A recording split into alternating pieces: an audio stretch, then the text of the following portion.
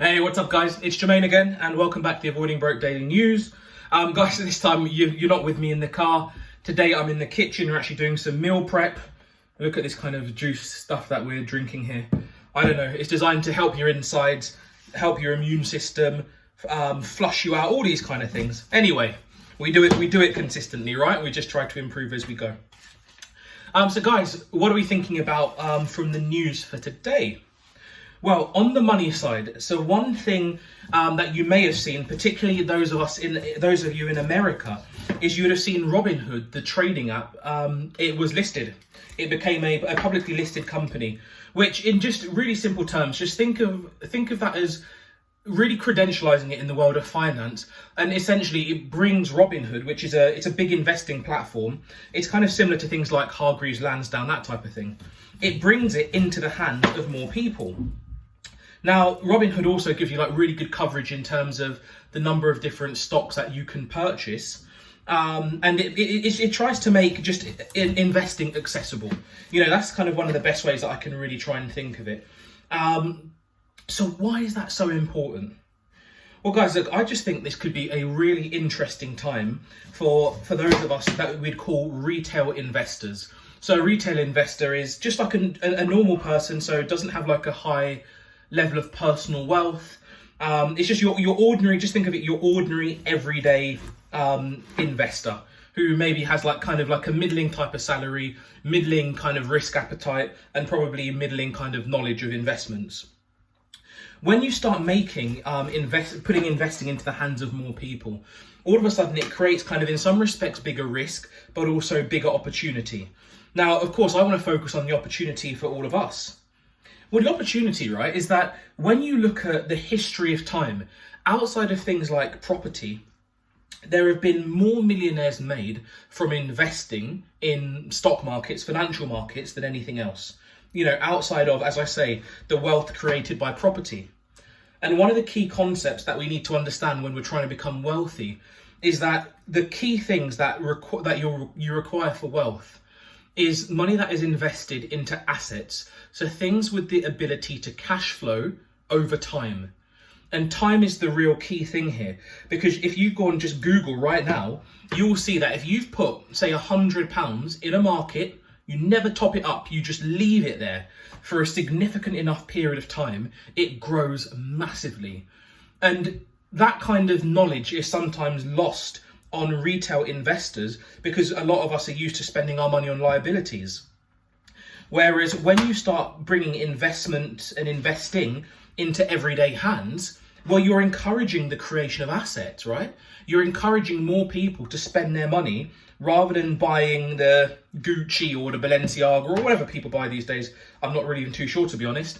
But rather than buying all that stuff, all of a sudden you might go and buy $100 in an index fund.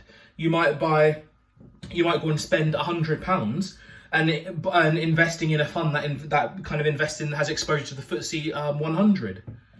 It's a very different way of operating, guys. And the key thing that I want to get across is when we move from a mindset of spending money on random things that we don't really need and that are quite wasteful, when we move from that point, but we move to a point of investing in assets and things that have got the ability to generate cash flow that we hold over time, we are making steps to create wealth. And that's one of the reasons I'm really excited about Robinhood. Because say what you will about them, and they had some really bad press, I think, around the whole AMC, GameStop kind of saga. But say what you will about them, I think it's always really positive when ordinary everyday people are being encouraged to create wealth, not waste their money on liabilities. So Robinhood going public is a great one for me today. I think it happened yesterday, but I was reading about it today. So just thinking about then the careers and personal development kind of side, guys. Well, you know, one thing that I've been really kind of, I guess, mulling over a little bit is the importance of, well, it was originally the importance of kind of taking really good notes, and it's kind of morphed into the importance of just being present in, like, particularly in things like meetings or in scenarios where you're really kind of engaging with other people and it's easy for your mind to switch off a little bit, or it's easy for you not to kind of be paying full attention to detail. You know, it was a conversation I was having today and it really did hit home. When you start paying great attention to detail, sorry, I need to go to the cupboard in a minute, but when you start paying great attention to detail, and when you're really present in the different meetings and the different commitments that you have, you allow yourself to firstly pick up on all the great stuff that your colleagues and people that you work with might be saying and thinking. So you've got your learning to come. You also start picking up on things that need to happen next. And, you know, you put yourself in a position where you could be the person who goes and drives those pieces of work. It could be creating presentations, it could be restocking shelves, it could be cleaning something, it doesn't really matter. The point is to keep all the environments and ecosystems that we're part of moving. Things need to happen progressively. Stuff needs to be continuously improved. And so when you have like these big meetings or these big commitments and gatherings, often you're talking about things that need to happen, that need to change.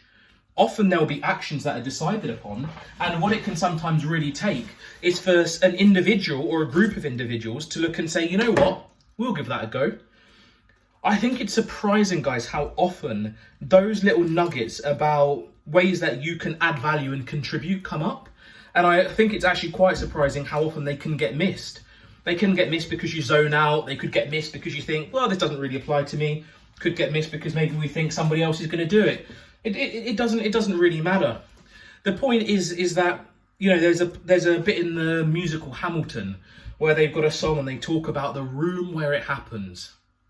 Quite often when you look at your career progress and your development, the big differentiator is about being in the room where it happens. You know, if you want to be building your career, you want to be in more of those rooms. When you look at some of, say, the sports stars who have got huge investment in, say, like sports teams, they often get in really early. Well, why is that? It's because they're in the room where it happens. They are getting exposure to the great projects nice and early. They get their money in and they often make the most money. That's how it works. You want to find ways, guys, to put yourself in the room where it happens. And in this instance, when you think about your career, just think really flexibly about how often those development opportunities come up, how often those jobs that need to be done are spoken about, and think about maybe ways that you could actually start to take the initiative and get them done. It was a big conversation I was having generally today, and it's one that I really believe in and one that I think is worth committing to. Okay, guys, so just thinking then about moving on thirdly, I guess, to kind of mindset and well-being. One, I guess, activity that I just kind of want to do. Maybe less so an activity, more kind of a mindset, and it's just one for you to maybe think about as you kind of go about your daily work, is the importance of not needing to be right. Now, for anyone who's kind of following us on TikTok or on our Facebook group, Avoiding Broke, you'll see that we talk a lot about the importance of actually just taking risks, right? Because there's only so much we can ever plan. There's only so much you can ever really foresee. A lot of progress that we make in life, true progress that is, a lot of it is contingent upon, reliant upon risk taking. It's where, and risk taking in this instance, I mean, doing things where we don't know the answer, but we actually just give it a go. You know, we just take a punt, we see what happens, and we learn. That's really important, right? We just learn from what we're doing. I'm just kind of putting out some melon here. And I think that's really important. And I just think it's probably a better thing to have a reflection on. So when you do some of your quiet work, and, you know, hopefully you get some time to do some meditation, and you can sit down in a quiet room, have a drink if you want one, and actually just sit down and think to yourself, you know, how am I feeling? Where's my mind at today? You know, I think it's a really good one to reflect on. If you've got challenges ahead of you, don't focus on needing to necessarily be super right. Sometimes just focus on the best level of diligence you can do and the progress you can make by sharing an opinion, by taking a line and kind of testing and learning. It's kind of that having that mindset that looks and says, I am confident in my ability to just adapt to situations that I find myself in. I realise that in life, we're not always right. In fact, we're probably quite often wrong. I realise that. I'm okay with that. I'm comfortable in my own skin, and I just accept what life throws at me. You know, that kind of mindset, guys, building that kind of mindset and that kind of deliberate thinking into your daily work, I think could add some real value, because you're going to start to just kind of relax yourself a little bit more. You're going to start to kind of keep life in just in much more perspective, because you haven't got as much pressure. You know, when you don't feel the need to be right, well, the pressure kind of disappears a little bit. If you don't feel the need to be right, you kind of get to a point where you just go with the flow. And if ever you've been in that kind of mindset where you feel like you're going with the flow, you're often smiling more, you're better to be around, it feels like you enjoy people's company a lot more, and all those kind of little virtuous things that happen in the world, they start to happen. So the point here is, let's bring more of that into the daily life. You know, let's realize that that's kind of our real solid home base. Let's build it into how we think. Let's build it into how we deliberately meditate. Let's build it into how we consciously think. And what we're going to do is we're going to reprogram the subconscious.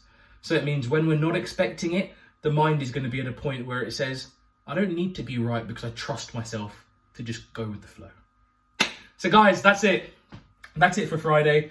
As I say, I've got to get this juice. Right, since we've been talking, we've got the celery in here, some orange. You've got every kind of powder and vitamin under the sun. We've got the pineapple. We've got the melon. We're good to go. We've got the coconut water. We're good to go. I'm going to blend this. Theo's in the bath, so I'm going to go and see my boy. And yeah, guys, look, until tomorrow, hopefully we should be with you tomorrow for another daily update, although sometimes on the weekends, markets are a little bit slow. But if anything, what we might do is just focus a little bit more on cryptocurrency because crypto doesn't sleep. And we may focus a little bit more on alternative investments in the money space. I'll have a little think about it and see where we get to. But till then, guys, have a fantastic weekend. Enjoy your Friday evenings, and I will see you tomorrow. Take care, guys. Bye.